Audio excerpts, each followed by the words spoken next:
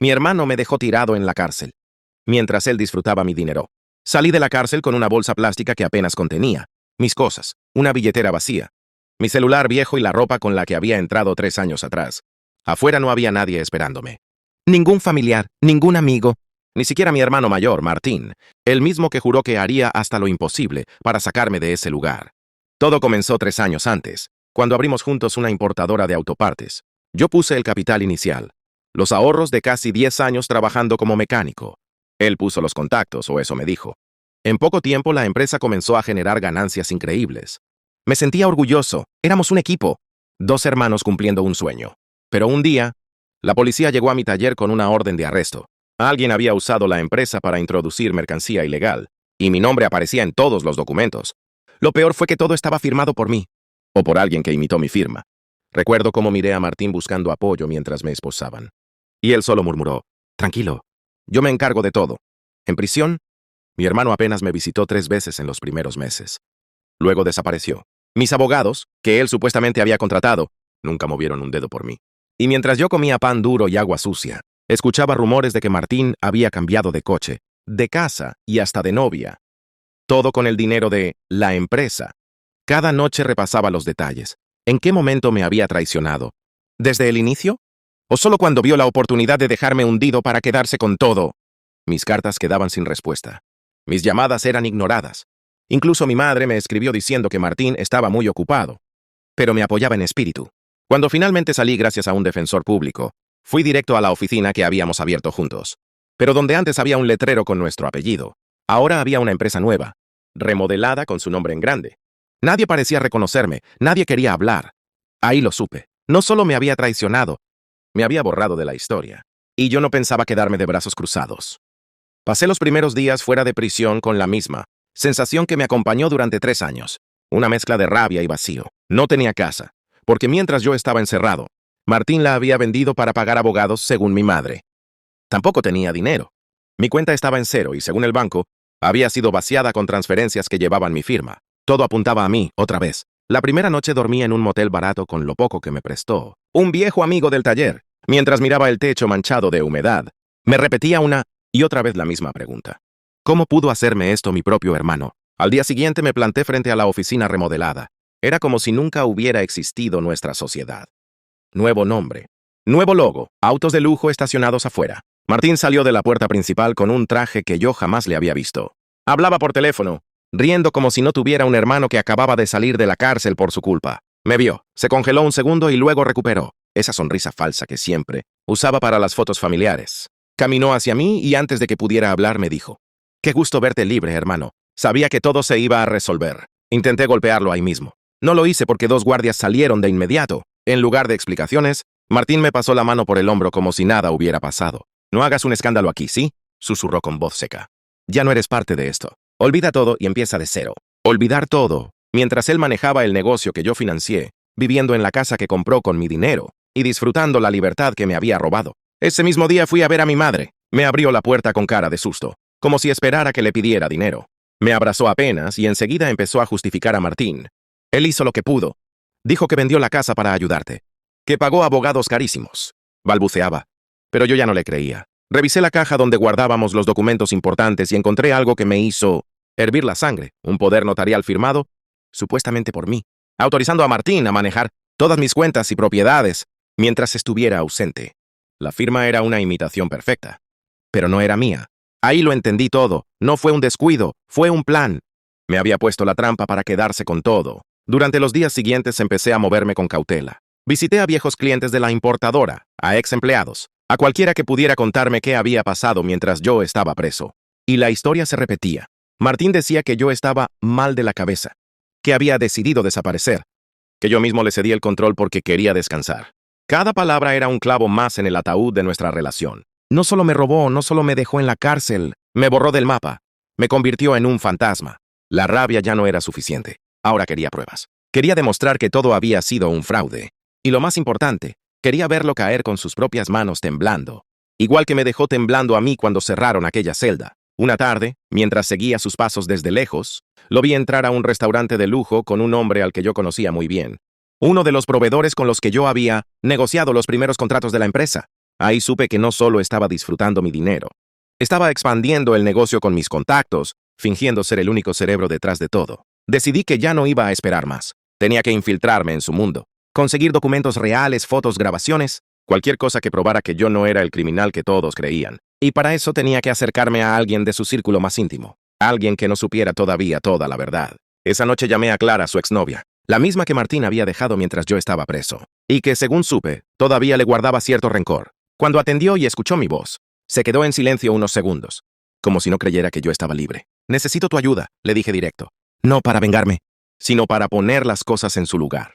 Clara aceptó verme al día siguiente, y yo sabía que ese encuentro iba a cambiarlo todo. Me encontré con Clara en una cafetería discreta, lejos de los lugares que Martín frecuentaba. Apenas me vio, se levantó con una mezcla de sorpresa y rabia. Pensé que nunca ibas a salir de esa cárcel, me dijo sin rodeos. Tu hermano juraba que estabas descansando en otro país. Su tono confirmaba lo que sospechaba. Martín había tejido una red de mentiras, tan grande que hasta los que no le creían estaban confundidos. Le conté todo sin omitir detalles, cómo falsificó mi firma, cómo vació mis cuentas, cómo se quedó con la empresa. Clara apretaba la taza con fuerza mientras me escuchaba. Ese desgraciado, murmuró. Yo lo dejé porque empecé a notar cosas raras, pero nunca imaginé que fuera capaz de esto. Le pedí algo concreto, acceso a su círculo actual. Sabía que Martín aún la buscaba a veces, que trataba de mantenerla cerca por conveniencia. Ella dudó unos segundos, pero al final asintió. Te voy a dar información, pero prométeme que no vas a hacer una locura, me dijo. Solo quiero recuperar lo que es mío, mentí. En el fondo sabía que quería mucho más que eso. Durante las siguientes semanas, Clara me pasó detalles precisos. Reuniones, nombres, cuentas bancarias. Descubrí que Martín usaba una empresa fachada para mover dinero al extranjero. Cada transacción llevaba una firma digital que, increíblemente, aún figuraba a mi nombre. Me estaba usando incluso después de arruinarme. Un día, Clara me avisó que Martín asistiría a una cena privada con inversionistas extranjeros. Era la oportunidad perfecta para colarme y conseguir pruebas directas. Conseguí un traje prestado y con ayuda de Clara entré como su acompañante. Lo vi desde lejos, rodeado de gente, brindando como si fuera un empresario ejemplar. En un momento, se apartó para hablar con un hombre mayor, y yo me acerqué lo suficiente para escuchar. Todo está limpio, nadie sospecha nada, decía Martín. Mi hermano firmó todo antes de, ya sabes, desaparecer. El hombre mayor sonrió satisfecho. Mientras no aparezca no habrá problema. Grabé esa conversación con el celular escondido en el bolsillo. Era la primera prueba real. Pero necesitaba más. Documentos, transferencias, algo que lo hundiera legalmente. Clara consiguió algo mejor.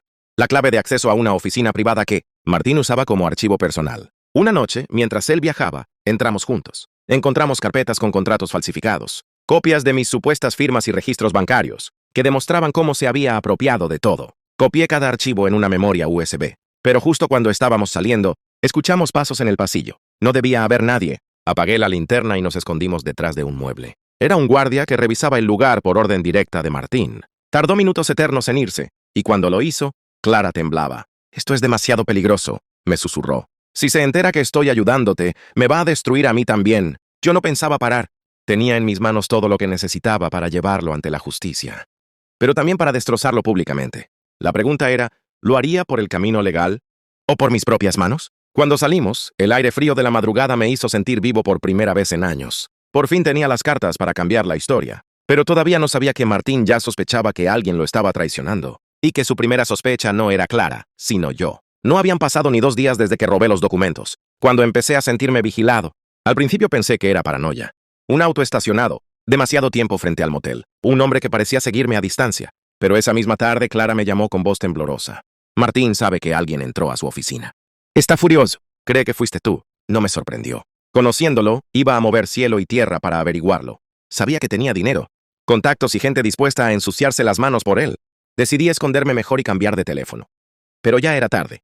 Esa misma noche alguien intentó forzar la puerta de mi habitación en el motel. Me salvé porque el dueño golpeó la puerta justo a tiempo pensando que era un borracho.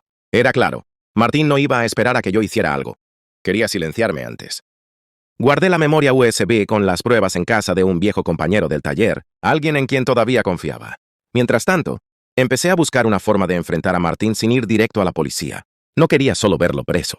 Quería que sintiera el mismo miedo, la misma impotencia que me había hecho vivir. Lo cité con una excusa. Le envié un mensaje desde un número nuevo, haciéndome pasar por un potencial socio interesado en invertir. Aceptó reunirse en un restaurante elegante, creyendo que iba a cerrar otro negocio sucio. Cuando llegó y me vio sentado en la mesa, su cara cambió por completo. Pasó de la sorpresa al odio puro en un segundo. Así que eras tú, dijo entre dientes sentándose frente a mí. ¿Qué crees que vas a lograr con esto? ¿Que pagues por todo lo que hiciste? Respondí sin levantar la voz. Tengo pruebas, Martín. Contratos falsos, transferencias, grabaciones. Intentó reír, pero su risa sonaba forzada. ¿Crees que alguien te va a creer? Saliste de la cárcel hace una semana. Eres un delincuente para todos. Yo soy el empresario exitoso. Lo veremos, le dije, deslizando discretamente una copia de los documentos sobre la mesa. Esto es solo una parte. Si algo me pasa, todo saldrá a la luz. Su mirada se volvió fría, como si estuviera calculando si valía la pena matarme, ahí mismo o esperar a otra ocasión. No sabes con quién te metes, hermano, susurró, inclinándose hacia mí. Podría borrarte de verdad esta vez. Me levanté sin decir una palabra. Sabía que no iba a quedarse de brazos cruzados. Y no me equivoqué. Esa misma noche, mientras regresaba al motel, un auto intentó atropellarme en una calle oscura. Logré saltar a tiempo, pero ya no quedaban dudas. Martín estaba dispuesto a todo. Llamé a Clara para advertirle que él podía sospechar de ella. Me dijo que había recibido mensajes extraños, que alguien la seguía también. Le pedí que desapareciera unos días, que no contestara llamadas. Tenía que protegerla, pero también usar ese tiempo para preparar mi próximo movimiento. Decidí que no podía seguir jugando limpio. Si quería derrotar a Martín, tenía que exponerlo de una manera que no pudiera controlar, delante de todos, sin darle tiempo de reaccionar. Y la oportunidad llegó sola. Martín organizó una gran fiesta de aniversario de la empresa, con prensa invitada y clientes importantes. Era el escenario perfecto para derrumbar su máscara frente a todos. Y yo iba a estar ahí, no como invitado, sino como el fantasma que él creía haber enterrado. El anuncio de la fiesta de aniversario de la empresa estaba en todas partes. Redes sociales, periódicos locales, incluso vallas publicitarias. Martín había tirado la casa por la ventana para mostrar su éxito. Invitados de lujo, prensa, socios extranjeros, todos estarían ahí. Era el escenario perfecto para destruirlo. Pero si cometía un solo error, podía terminar muerto o de nuevo en prisión. Pasé días planeando cada detalle. No podía entrar por la puerta principal porque probablemente me tenía fichado. Conseguí un pase con la ayuda de Clara, que aún guardaba contactos dentro de la empresa. A la memoria USB con las pruebas le añadí algo más. Una serie de correos electrónicos y audios que Clara había recuperado de su viejo celular, donde Martín hablaba abiertamente de cómo me había sacrificado para limpiar su propio nombre. La noche de la fiesta me puse un traje prestado y entré entre la multitud, como si fuera un invitado más. Nadie sospechó. Estaban demasiado ocupados alabando a Martín. Quedaba entrevistas y posaba para las cámaras como un ídolo. Caminé por los pasillos reconociendo cada rincón de lo que alguna vez había sido mi empresa. Era como ver una versión corrupta de mi propio sueño. El evento se desarrollaba en un salón enorme con luces brillantes, música en vivo y pantallas gigantes mostrando la historia de éxito de Martín. Imágenes de él viajando, inaugurando oficinas, entregando donaciones. Ni una sola mención a mí. Era como si nunca hubiera existido. Esperé el momento exacto, cuando Martín subió al escenario para dar su discurso. Mientras agradecía a todos por apoyarlo en los tiempos difíciles, me acerqué a la mesa de sonido donde controlaban las pantallas y conecté mi USB. Los técnicos pensaron que era parte del programa. Me moví con seguridad, sin levantar sospechas. De pronto la pantalla detrás de Martín cambió. En lugar de su logotipo brillante, aparecieron copias escaneadas de los contratos falsificados, las transferencias bancarias y finalmente un audio donde su propia voz decía: «Mi hermano es perfecto para cargar con la culpa. Nadie va a creerle si algún día sale. Con él en la cárcel el negocio es todo mío». El silencio en el salón fue sepulcral. Martín se quedó congelado mirando la pantalla. Luego intentó reír nervioso y tapar el micrófono. «Esto es un montaje, un ataque», balbuceaba. Pero ya era tarde. Los invitados murmuraban indignados. Los periodistas levantaban sus teléfonos, transmitiendo en vivo cada segundo. Yo subí al escenario con paso firme. Martín me vio y sus ojos se llenaron de un odio desesperado. «¿Qué hiciste, maldito?», gruñó entre dientes tratando de apartarme. «Solo devolví la verdad a su lugar», respondí, tomando el micrófono. «Este hombre me robó todo. Me dejó pudrirme en prisión mientras vivía con mi dinero y mi esfuerzo. Y aquí están las pruebas». Intentó arrebatarme el micrófono, pero los guardias ya no obedecían sus órdenes. En segundos, la policía que cubría el evento para seguridad privada entró al salón, alertada por las denuncias en redes que ya estallaban. Uno de los agentes subió al escenario y tomó el USB. Martín empezó a gritar que todo era falso, que yo estaba loco, pero nadie le creía. Sus propios socios se apartaban de él como si fuera una peste. La prensa lo rodeó, transmitiendo en vivo cómo era esposado frente a todos. Clara apareció entre la multitud, mirándome con una mezcla de miedo y alivio. Sabía que ahora Martín no solo iba a perderlo todo, sino que pasaría años pagando por lo que me hizo. Mientras lo llevaban escoltado, me miró con odio puro y susurró algo que no alcancé a oír, pero no me importó. Por primera vez, yo tenía la última palabra. En los días siguientes, mi nombre quedó limpio oficialmente. Las pruebas demostraron que nunca firmé ningún documento, que fui víctima de fraude y falsificación. Recuperé parte de mi dinero y la empresa fue intervenida. Martín enfrentó cargos por estafa, falsificación y lavado de dinero. La noche después de la fiesta me senté en una banca frente al viejo taller donde todo empezó. Respiré hondo y por primera vez en años sentí paz. No por el dinero, no por la empresa, sino porque le había quitado lo único que nunca imaginó perder, su máscara. Y aunque todos me preguntaban si estaba satisfecho, yo solo respondía con una sonrisa. Martín iba a pasar muchos años donde me dejó a mí, mirando las paredes de una celda, preguntándose en qué momento lo traicionó su propia sangre.